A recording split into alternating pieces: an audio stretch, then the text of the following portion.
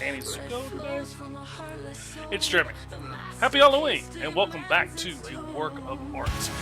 I think last year I did an episode of Dressed as Thor, and this year it's Danny Zuko and the T-Birds. So good to see Danny Zuko play some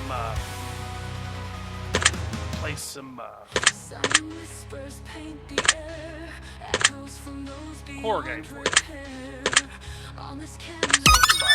So we were in the cabin here. Yeah, we just yeeted this wooden doll. Hopefully my mic doesn't cut out this time. Creepy little fucker. Because I know it did last time. So let's go ahead and goof around here. Nailed carefully into the wall is a shelf containing bottles of water and paint palettes. Nothing worth taking on this shelf. Can't pawn any of this stuff. So there's a basement, possibly. A creepy wooden bed rests pressed against the wall with linen sheets and a feathered stuffed pillow. If I lay down even for a moment, I shall leave sleep till morning. Oh, this is okay. I thought this was like I didn't realize that's what that was. There's a framed painting of a beautiful bouquet hangs on the wall. It's gonna be worth shit unless the artist has been dead for a while. Pretty flowers though. I'm not gonna fuck with that door right now. I'm gonna go back over here. Large wooden crates filled with dehydrated corn, peas, carrots sit stacked on the floor. I'm getting hungry by the minute. Once I find something of value to pawn, I'll have more than enough to fill my stomach. Alright, let's see. Don't move me to that. Oh, that's same thing. A large wooden cupboard holds stacks of clean dishes piled atop one another. The dishes aren't worth much. That's rather frustrating. A large chest of drawers sits against the wall. Which drawer would you like to open? Top drawer is filled with an assortment of old, poorly sketched art. Well, it don't look like much. Well, it's better than anything I could do. That was loud. Little drawer. This drawer is entirely empty. Okay. Various sized used paintbrushes litter the bottom of the drawer, along with a bag of assorted tools. It's like a bunch of junk in this one. Really striking out here. An old, dilapidated stove sits in the corner of the kitchen. Doesn't appear to be in working condition. It looks as though it hasn't been touched in years. Not even good for scrap metal. How disappointing. On the edge of the kitchen sits a wicker basket filled with the brim with crimson hot chili peppers. They have an extreme curvature to them, making them uniquely different than the average pepper. Peppers look kind of funky. A full keg rests against the kitchen floor. It appears to bear the symbol of the Twisted Titty Tavern branded at the top of the keg. This motherfucker has an entire untapped keg of ale just sitting in his kitchen. Nothing else, I'll snag this on the way out. Looks like this leads outside garden. We should probably look for valuables before hitting. Well, now I gotta look at all the creepy stuff. Let's look at this. A large iron kettle hangs over an open flame as the contents within bubble furiously. I wonder how long this has been cooking for. Maybe the old man forgot about the fire before leaving. A framed painting rolling green hills. Farmland hangs high on the wall above the cooking pot. This looks familiar. I recognize some of those landmarks. A portrait of a royal woman hangs high on the wall above the cooking pot. Sitting in the lap of the woman rests a small, handcrafted doll. I wonder who this broad is. She's pretty. 10 out of 10 would smash. The doll is fucking creepy as shit, though. Is the doll still even over here? Yeah, it's still over here. Okay. Figured to get up and move, but alright, we're going to look at this creepy ass book. Upon the table says an open book with strange markings. Among the markings is a pentagram drawn in red with a incantation and descriptor on the following page. Don't read it. What the hell is this?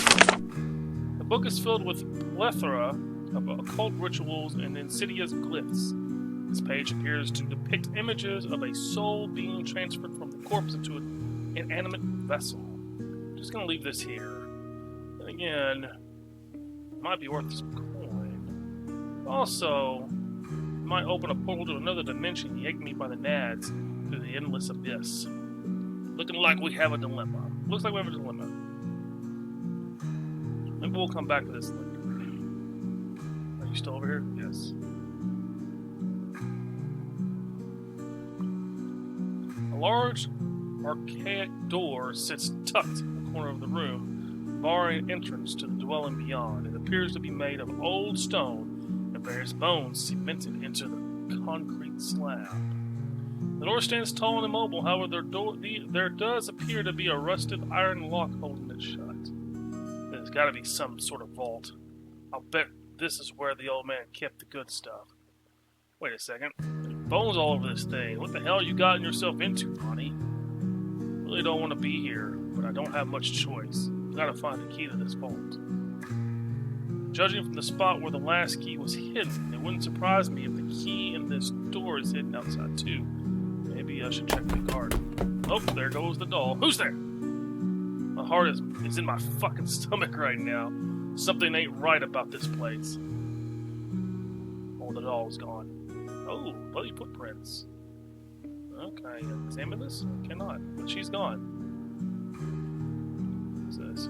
Small wooden cage in the corner of the room. Appears to be broken. I don't know what was kept in there. Probably the doll. Probably the doll. Oh. The doll sits quiet and still on the stovetop with crimson teardrops streaming down its face. Both of its hands are extended towards Ronnie. One hand holds a razor blade, the other is covered in blood. What the? How did you... Man! As if things aren't already fucked up enough, now Tickle Me Elmo has Tickle Me Emo. Sorry. Tickle Me Emo has somehow gained a sentence. Gotta find the key and get out of here. That thing is like realistic looking, by the way. I just want to point that out. Alright, in the garden here. Let me look here. Oh, a medium peach tree grows within the garden soil, producing fresh peaches that don't look fully developed yet. Even though these peaches aren't fully grown, they're awfully tempting. Vibrant green cabbages bloom from the soil below. Typically not one for greens, but I'm so hungry I'll eat just about anything right now. Well, that's bad for you, Ronnie. You should eat greens. This pumpkin looks like huge orange pumpkins lay sprawled across the patch, connected by thick vines. I remember carving pumpkins as a kid, back when life was easier and way less stressful. Yeah, you're right, Ronnie. There's something in there. Bulbous onions protrude from the earth, just waiting to be harvested. I can't stand onions. Ronnie never liked them for some reason. You're weird, Ronnie. Scarecrow. Oh! Oh! Well, that's not pleasant to look at. A tall wooden stake protrudes from the ground, propping up an amalgamation of hay and burlap to form the shape of a man. The Scarecrow stands silent and still over the budding crops below. Upon closing ring, there appears to be something glimmering from the within. Well, fuck me running. It sure looks like a key to me. Ronnie extends his hand forward, gripping the key tightly while giving it a tug. The key breaks loose from the Scarecrow's grips as hay hits the soil below. Don't you jump at me, brother. Don't you jump at me, brother. He's gonna chase me now. Just glad I don't have to carry the whole damn thing inside. What's this? Small turnips grow from the soil. They appear to be half-eaten by some critter. Looks like the rabbits might have gotten these turnips. Definitely food better suited for rabbits than people, if you ask me. Oh, there's flowers bloom in these pots, presenting different shapes, and aromas. I've been a flower guy, but these are fancy. They smell pretty good too. Some fresh herbs grow from the plant on the ground. These herbs smell pretty good. I wonder if I can smoke any of them. Alright. isn't anything else.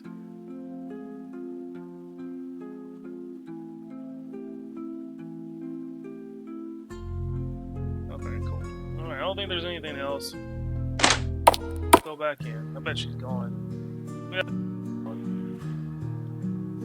Oh, nope, not even gonna mention anything about her being gone. She's back in the corner. Nope. Nope. Okay. Oh, she's in the bed. It all sits perfectly still, resting quietly in the bed. It almost seems as though its eyes blink for a split second. Alright. This is freaking me the fuck out, man. About to throw this little bitch in the fire. Breathe, Ronnie. Just breathe. Remember what you're here for. Well, here goes nothing. Ronnie pushes the key into the heavy iron lock and turns it gently. Bingo. The Chamber of Art.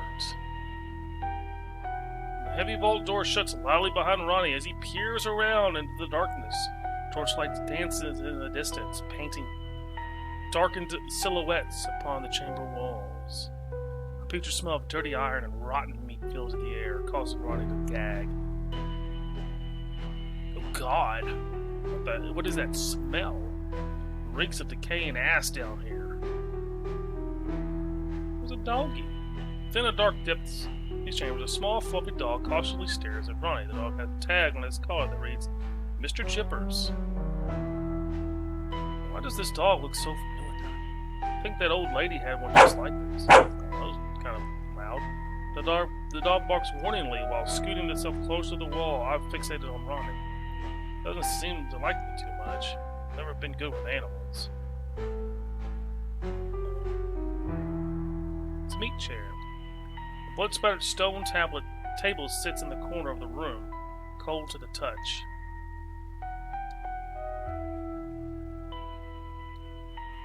Strung high on the wall, draped to the dirt-covered floor, is a long stained curtain.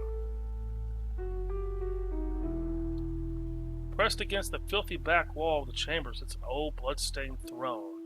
Some of the stains appear to be old and dry, yet some appear to be wet and fresh. Something tells me I shouldn't be here right now. I don't think I'm meant to see this. Oh! A strange figure appears from the darkness and charges Ronnie, bashing him over the head with a pipe and rendering him unconscious in the seat of the throne. Actually, I think you're right where you're supposed to be, Ronnie. Oh, he's like, oh.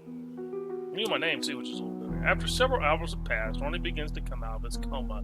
His head throbs achingly from being blindsided and struck from behind. Oh. Ugh, my head is killing me. Where am I? How did I get here? Why am I tied to this chair? Ah, you're awake. Sorry about your head. You dropped like a sack of potatoes, let me tell you. I was actually worried you might not wake up. You've been out like a light for hours. Look, man, I think there's just been a big misunderstanding. You just tie me, I'll be happy to go on my way in a misunderstanding. You mean you weren't trying to break into an old man's home and rob the place while he was out of town?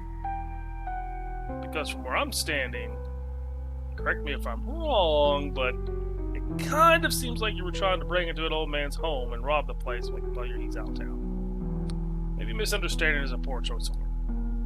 What I meant to say was, I fucked up. I made a big mistake, and I fucked up. Yeah, you sure did, pal. And as a matter of fact, I don't think you quite realize just how badly you fucked up. But I'm going to make sure you understand by the end of this. Please. Whatever it is you think you have to do, you don't. You don't have to do any of this. If you just let me go, I swear you'll never see me again. Well, that sounds very fun now, doesn't it, Ronnie? That doesn't sound very fun now, doesn't it, Ronnie? Oh, boy. How do you know my name? Oh, poor Ronnie. I know a great deal about you. More than you can imagine. I've been watching you for some time now. monitoring the places you go, the people you talk to, getting a good idea for your schedule and practices. Who are you? Where's the old man that lives here? I'm afraid there is no old man, Ronnie. Just me, and now you. But the letter said an old man owned this place, and he was out of town until Thursday. Which would give you just enough time to come here and grab some valuables and leave before you got back. Yes, I know what the letter said, Ronnie. Oh boy. I don't understand. Who do you think wrote the letter, Ronnie? Arthur. He's my best friend and accomplice. He left it for me in the tavern on his way out. Wait. Did you just say your best friend Arthur? Yeah.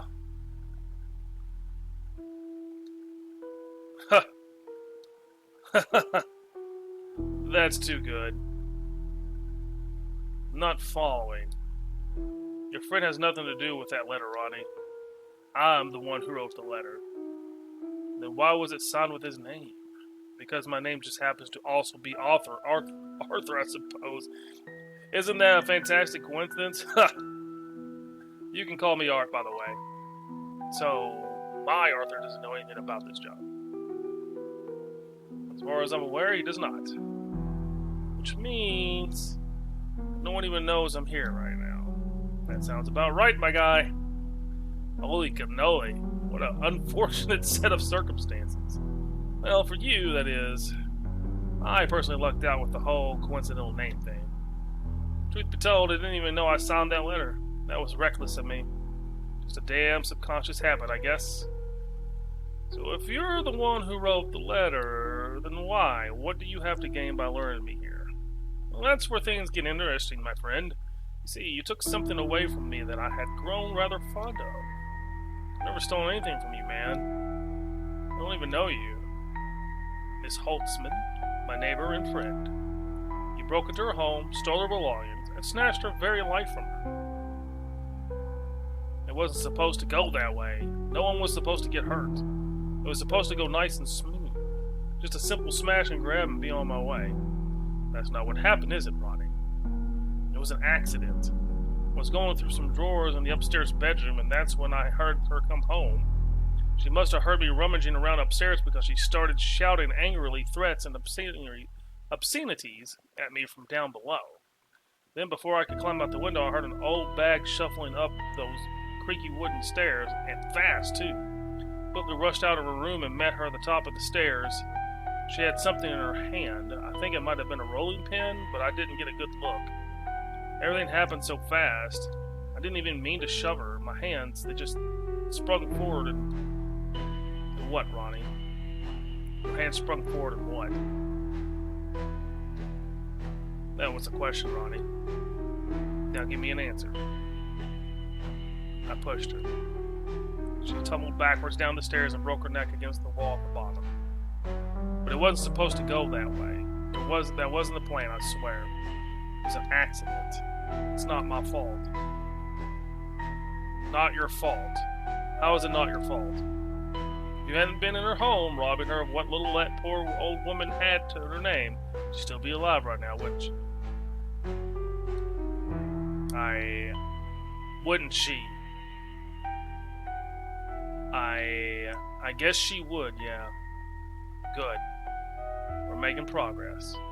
I'm proud of you, Ronnie. It takes a lot to admit something like that aloud to a complete stranger. So, does that mean you're gonna let me go? Not a chance. I'm afraid you're gonna be here for a while, Ronnie. Make yourself comfortable. Are you hungry?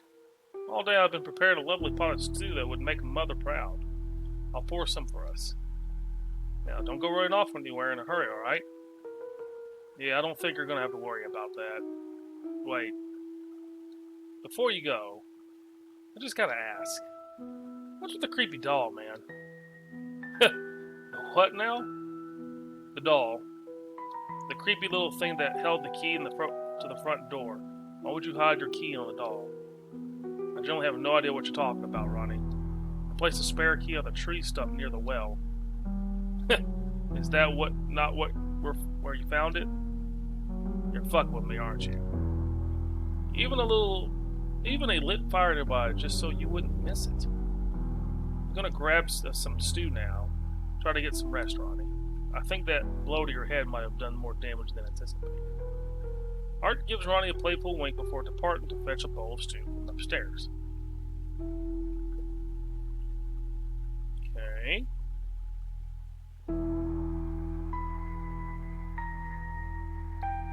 Ronnie sits slumped into the blood-stained chair, his own blood adding to what was already there before he was knocked unconscious and restrained. A look of hopelessness washes over Ronnie's face as he sits in grim silence, dreadfully awaiting the unknown. Ronnie sits slumped in... Oh, can I move? Oh, I'm playing as him now. So, is this your dog? The dog does a little happy dance in place, gleefully greeting Art with an enthusiasm and jubilation. Okay. Hey there, Mr. Jippers. You keep a close watch on our guest here, and I'll give you a nice treat later. Got it? Alright. Good boy. Alright, so we're playing as him now. So he has no idea. Like, the doll's gone. There's no blood stain anywhere, I don't think. There is. Why are you not seeing? Why are you not noticing? Oh. There she is. The doll sits perfectly still on the large wooden table. Bloodstains are smeared upon her cheeks and across her lips. That's odd. This must have been the doll Ronnie was referring to. Now, how did she get down here? Mother used to make dolls in the attic. I haven't had a chance to go through all of her belongings yet. It's beyond me how this doll couldn't be her favorite. Upon the table is his notebook with strange markings. Among the markings is a pentagram drawn in red and an incantation. Decipher on the following page. The book is filled with plethora called... Yeah, we read this. I want to see what he says about it. That's strange. What's Mother's book doing out here? And why is it open? Mother used to read this book in the attic. Uh-oh. Damn thing has always given me the creeps. Art picks up the book and shuts it before quickly tossing it back on the table. It's enough of that. You gonna say anything about that? Nope. Nope.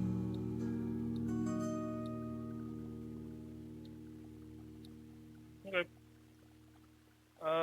I don't know why you're not saying anything about the blood stains, my guy. A large iron kettle hangs over the open flame. I'm gonna need some bowls. Check the cabinet in the kitchen. Large. We'll just take one of these for my guest and a small one for myself, and then I'll be on my way. Art carefully takes several bowls from the stack in the cupboard and places the rest on the shelf. Thankfully, Mother cleaned these bowls before she passed. I haven't had the motivation to do any chores since she's been gone. Large iron kettle hangs over the flame. Yum. This dish smells delightful. Art carefully ladles a couple of portions of soup from the boiling kettle into bowls. This is going to be such a treat. Can't wait to share this with our new guest. Alright, well, I'm going to head back down here.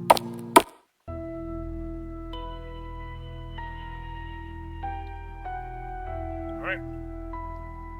So he really had no idea about the doll. Well, he knows what they are, but he had no idea. Well, hello, friend. Returned with dinner, and I cannot wait for you to...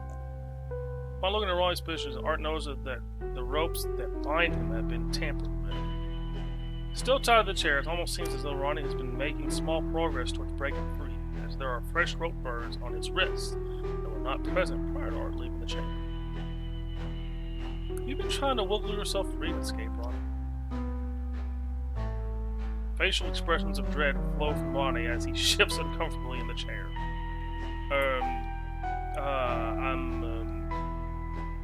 No.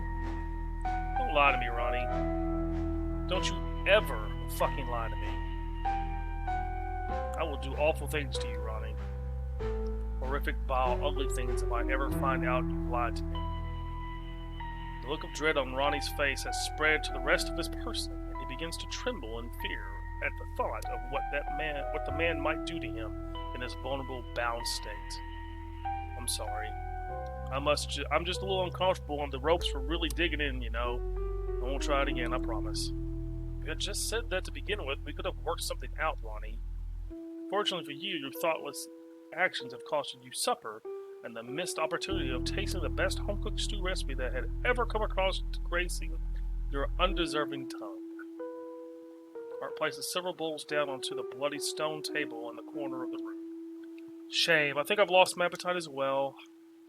Ronnie shifts uncomfortably in his chair while making intense eye contact with Art. Hey, I'm sorry for dinner. It was awful kind of you to go through all that effort. And I'm really sorry about your neighbor, too. Thank you, Ronnie. I'm sorry, too. She was an unlikely friend to me, really. Born of necessity rather than want, or even choice. You see, we didn't spend much time together, but we chit-chat every now and then when taking our garbage to the curb each week. I was never too fond of her annoying, yappy little dog, always shitting in my yard, little bastard. Sorry, Mr. Jippers. But to a hermit like me, one who has no friends, no family, no colleagues, the occasional bit of socialization was quite the welcome commodity. You can see how lonely things can get around here when you live that kind of life. You said you have no colleagues? What do you do? Thank you for asking. I fancy myself a painter of sorts. Each painting you see in here and those upstairs are all mine. Pretty talented guy there, Art. Couldn't draw a stick figure to save my life. Well, here's to hoping you never have to. Lonnie and Art momentarily share a nervous, awkward chuckle with one another. Here's to hoping. Speaking of, what are your plans here? Like, what is it you want with me? Oh, that's simple, Lonnie. I want to paint you. Want to paint me? This is in fact what I said, yes. That's it. But why? Well, I figured with what you've taken from me, I might as well get something out of it. I watched as you snuck into Mrs. Holtzman's house late that night, Lonnie. I heard her scream, and I heard the commotion inside. I waited for you to take your leave, and I went and checked on her soon after. Found her unconscious and not breathing at the bottom of the stairs. I've done more to fetch local authorities. Not before painting her, too. You painted your dead neighbor? Of course. I knew once she was in the ground, I'd never see her again. So I took the time to capture a memory that I could look upon whenever I feel it. Then, I realized I couldn't just paint Miss Holtzman. That would only be capturing half the story. I needed both halves of my collection. I needed to paint you too, Ronnie. And now that I've got you here, I can. Okay, a little weird, but I'm not one to yuck someone else's yum. So then, once you're done painting me, you'll untie me? Well, obviously. I have no use for you after I finish the painting. Besides, you're sitting in my favorite chair. Alright. So, when do we get started? Oh, an eager model you are. I like that. If you're so eager, we can start now. Honestly, I'm starting to cramp in this position, so sooner we start, the better for me. I'm ready whenever you are. Wonderful. So excited. I will fetch my supplies from upstairs. Don't go anywhere, Ronnie. I mean it this time. Wouldn't even dream of it. I mean, if he thinks he's just getting painted, he's probably not going to move. However, going back upstairs is going to be... Is this soup over here? 2 bowls of stew, said the blood-spattered stone surface, as flies began to swarm the contents of the dishes. Alright. Good boy, Mr. Chippers. That must be her dog. So, he's just weird too, right? That's what I'm gathering. Like, he's a thief. He's just weird. Art's just weird. Alright. I'm going to need a few things. I have to find my brushes, my paints, my palette. Can't wait. I know exactly where they're at. And this thing's sitting in front of the fire now. It all sits solid still at the edge of the fire. She appears to be holding a small bowl of stew. Hey! You must like Mother's recipe too. Excellent taste, madam. Bottom drawers. Various sets of paintbrushes leave the bottom of the drawer along with a bag of swift tools. I'm going to need a few of these. Select several paintbrushes from the drawer and stuffs them into his sash. Might as well grab these too. Art pulls a bag of tools for shutting the door. Large chest of drawers sits against the old poorly sketched art. I don't remember when I sketched these. First year as an artist was rough, to say the least. Okay, let's see. Peppers. What was it? Yes, a slightly misshapen wicker basket in the corner. A couple of bits of rubbish rest at the bottom. A couple of my old drawings didn't turn out. I'll into this later. Nailed carefully to the wall, self-contained various balls of paint. Only a few of these balls of paint. Hurley empties the shelf of its contents and stuffs them into the sash. These shades will look so vibrant on the canvas. I think that's everything. I think that's everything that well, it might be here. Balls of water and paint palettes. There we go. We'll just grab some water and palettes off the shelf here. Alright, let's do a sash. Yes, these will work well. I think that's everything. Alright.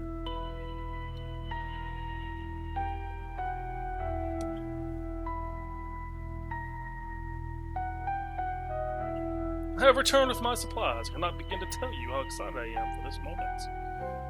So all I have to do is sit here and look pretty, huh? That's right. I'll do all the hard parts. Go ahead and make yourself comfortable while I get started. Art pulls his art supplies from his person and sets them to the floor between Ronnie and his art station. Alright, Ronnie. Stay perfectly still. Sure thing. Art begins to mix various colors of paint together, carefully selecting them from his palette and painting upon his fresh canvas with his brush. Each stroke of the brush creates a new layer of paint on the canvas, providing depth to the piece. Minutes quickly pass and soon turn into hours. The art begins to come alive with each new layer added. I feel like I've been sitting forever. How's it coming along there, Art? Oh, it's magnificent. Or at least, it will be when I'm finished. My hairpiece is kind of like moving this. I'm really starting to get a cramp here. You almost done? You can't rush perfection, Ronnie. We have much work to do before we're through here. Can we maybe take a break then? I feel like these ropes are cutting off the circulation of my nutsack. If we take a break, it's only going to take longer. Mind over matter, Ronnie. Mind over matter. I gotta take a piss, though. Mind over matter, Ronnie. You got this. How am I supposed to mind over matter my piss away? We'll figure it out.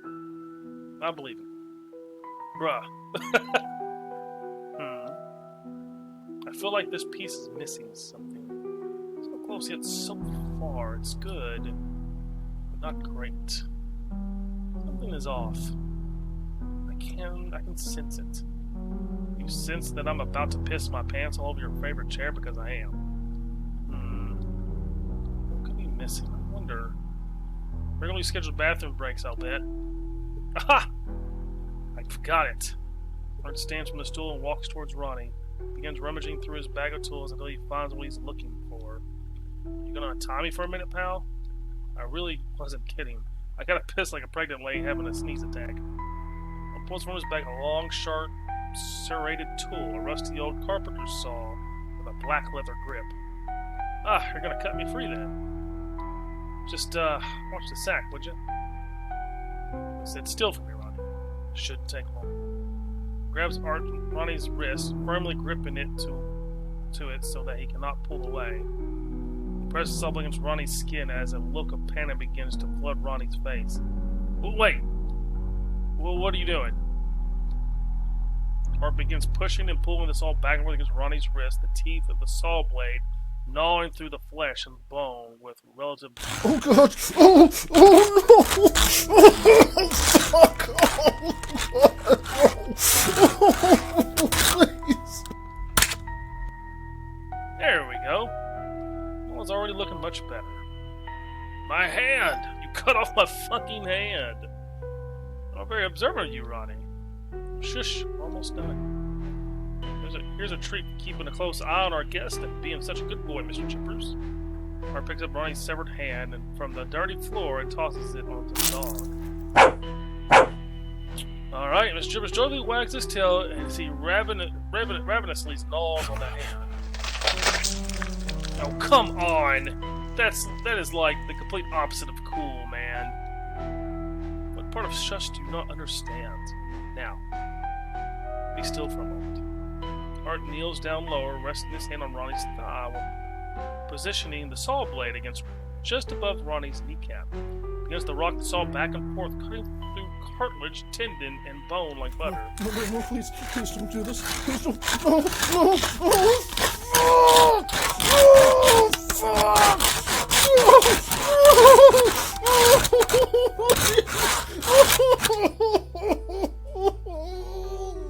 God damn you, you freak! What have you done to me? Can't you see? I'm making you into a masterpiece, Ronnie. More like a masterpieces, you fuck. Oh, Ronnie. 'Tis but a scratch, you'll heal in no time. Are you fucking kidding me? I'm bleeding out here, man.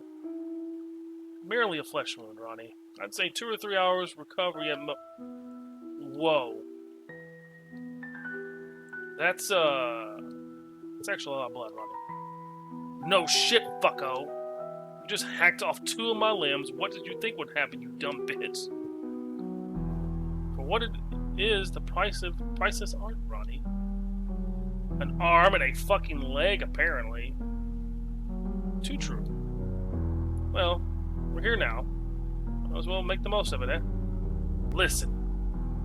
You're going to untie me right now and get me a fucking doctor. Or so help me. Slow down there, Ronnie. You're in no position to be making demands here. You really don't have much of a leg to stand on. You motherfucker. Here. I'll make you a counteroffer. Art reaches into his tool bag and pulls out a heavy steel hammer. I'll make that nice and easy for you so you don't have to suffer through the dex part. Sound like a deal? Please. You don't have to do this. I wish someone would have been there to offer you those words before you did what you did to my friend, Ronnie. But I do have to do this. I've had to do this since the night you entered Mrs. Holtzman's home and took her life. You've awakened something that sleeps deep within me. It lives within the darkest recesses of my soul. Something I've worked hard to keep dormant for as long as I could. You are not the first, Ronnie. And I'm sure you won't be the last either. But just as I preserve her memory, I shall preserve yours too. Please. There has to be another way. Art raises the steel hammer above his head while gazing into Ronnie's eyes. He brings the hammer down upon the top of Ronnie's skull with vengeance and wrath-fueled force, striking him over and over and over Please, again. no! Oh, nice. Nice. Oof.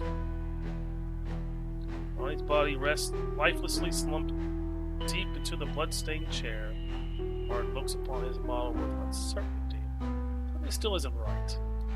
There's still something wrong. A detail I must be missing. Art quite ponderless to himself for a moment, grasping for an answer to solve his puzzled mind.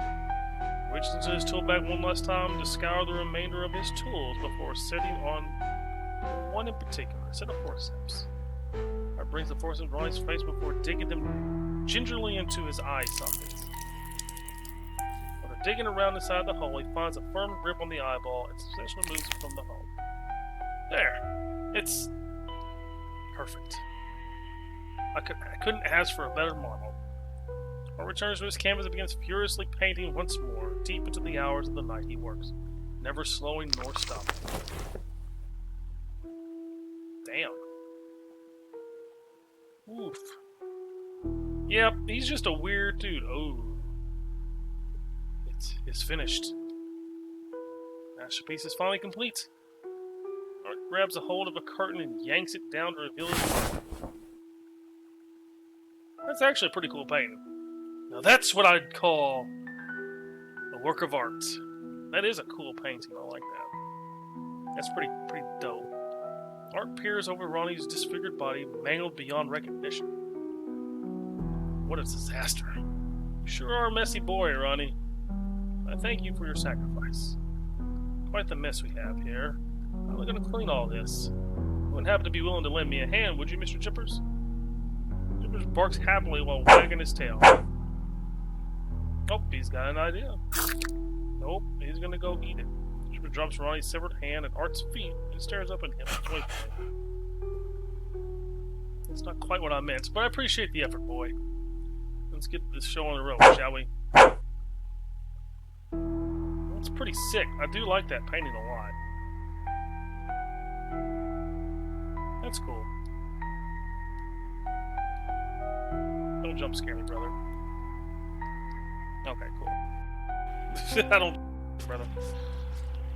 Okay, so, the old farmhouse. I was digging, grave. Oh, after countless hours of dismembering, digging, and burying, Art finishes cleaning the mess he made and disposing of any potential evidence. Beats down to a plant of singular seed within the empty eye socket of his victim before lightly covering it with dirt. There you go, Ronnie. One day you'll grow up to be a big, strong apple tree. Meantime, you'll be doing wonders for my soil. Been quite a night, but I feel mighty productive if I do so myself. I haven't checked on my garden in a while. I should probably see how my plants and trees are doing before I hit the hay. Alright, so we're in a good spot here, I think, to stop. Whoa. Yeah, that was vicious. Hopefully, YouTube doesn't keep you from that. It didn't really show any, dismemberment itself. It just showed missing limbs. There was a lot of blood, though. But really cool. And the artwork was pretty sick. I like that a lot. So, I really am enjoying this a whole lot. It is Halloween. It is the last day. So, will I continue playing this game? Probably. It's been fun. I've enjoyed it. I like these type of games. The art style and the RPG, of it, story-based stuff. I like all that. So I think I'm gonna keep playing it. So but we're gonna be switching it up a little bit. We're gonna be bouncing back and forth between a lot of things. We still have Marvel Snap. We still have To the Moon. We still have Dredge. We have a Work of Art. We have 4 games we are currently playing. So we're going to keep doing all 4 of those, as far as I know, with tomorrow hopefully being To the Moon, a beach episode, which will be a stark contrast to what we did today. So, but thank you guys very much for watching. I hope you have a wonderful Halloween. Be safe out there if you're trick-or-treating or going to any parties this weekend. Like, comment, share, and subscribe, and I will see you